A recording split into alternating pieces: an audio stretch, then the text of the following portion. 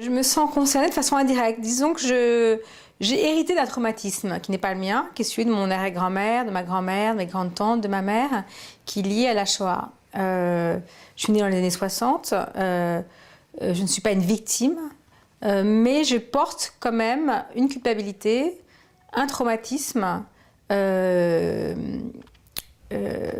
est celui des femmes de ma famille, mais qui n'est pas le mien directement.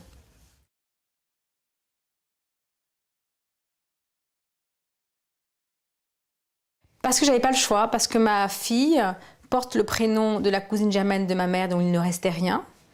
Elle s'appelle Salomé. Le nom de cette petite fille morte à Auschwitz en octobre 1943, dont il ne restait rien. En lui donnant ce prénom, je n'avais pas le choix, il fallait que je mette des mots, que je sache quelle était l'histoire de cette fille, de cette petite fille, dont il ne restait rien, encore une fois. Alors la réparation pour mon arrière-grand-mère, mes grandes-tantes, ma mère, ma grand-mère, c'est trop tard. Elles sont mortes, sans réparation possible. Il n'y a pas de réparation possible pour la mort de cette petite fille. Mais il me semble qu'en moi, et je reprends la phrase de Grossman, qui le dit beaucoup mieux que moi, en mettant mes mots propres sur ce qu'il y a de pire possible, je n'en suis plus une victime. Même indirecte, je n'en suis plus une victime. Donc il me semble qu'il y a une réparation, oui, pour moi et j'espère pour mes enfants.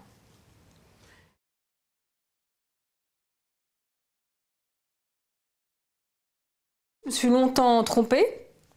J'ai écrit 4 autres livres avant. Alors, ça ne veut pas dire que les livres précédents étaient des erreurs, mais c'était, il me semble, des marches pour aller vers ce livre-là. Que la réparation se cache derrière mes livres précédents. C'est le livre que je devais écrire depuis longtemps. Mais même pour l'écriture de ce livre, j'ai commencé par me tromper. Je voulais d'abord écrire un livre sur mes grands-parents, comment ils étaient devenus français, leur naturalisation, alors que l'histoire que je devais raconter, c'est bien sûr l'histoire pendant la guerre. Et l'histoire de Salomé, mais ça, il m'a fallu effectivement de nombreuses années et de nombreuses erreurs pour arriver à me poser la bonne question, qui était la question de l'histoire de Salomé.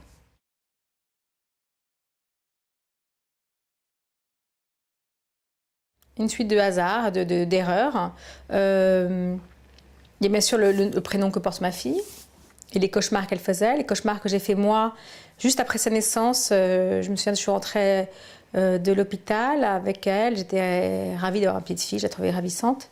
Et j'ai fait un premier cauchemar où ma mère me téléphonait. Et ma mère était morte depuis quelques années. Et je me disais dans mon rêve, c'est pas possible, elle est morte, je vais pas pouvoir lui dire qu'elle a une petite fille qui s'appelle Salomé. Elle serait tellement heureuse d'avoir cette petite fille qui s'appelle Salomé.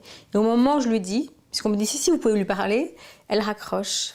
Je me réveille et je fais un second cauchemar où là, il y a des monstres à la fenêtre avec des gros couteaux et des barbes qui veulent s'emparer de ma fille. Je leur casse la gueule, je les repousse, je ferme la fenêtre, ils tombent et je me réveille et là, je réalise que j'ai fait peser sur ma fille une petite histoire que je ne connais pas. Un drame que je ne connais pas.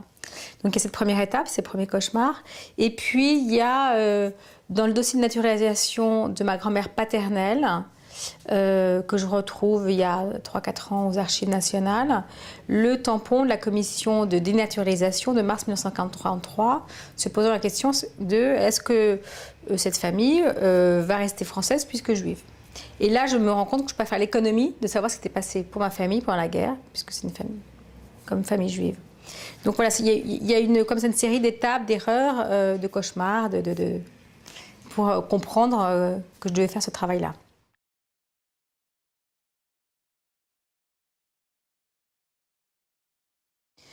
Je me cache sûrement, mais pas en tout cas. Je me cachais pas. J'étais dans le silence. C'était pas une cachette, j'étais dans le silence, peut-être dans le refus de savoir, ou dans la peur de savoir.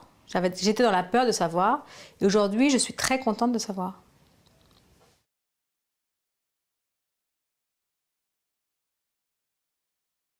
Il y a 15 ans, ma mère était encore en vie. Je suis enceinte pour la première fois. Et elle me pose cette question d'un air très gêné, très coupable. Est-ce que si jamais tu as une fille, est-ce que tu pourrais donner comme second prénom Salomé, celui de ma cousine dont il ne reste rien? Et je lui dis pourquoi pas, comme si la question n'était pas si importante, pas si essentielle. Et je n'ose pas lui poser davantage de questions sur Salomé. Et elle m'en dit pas davantage.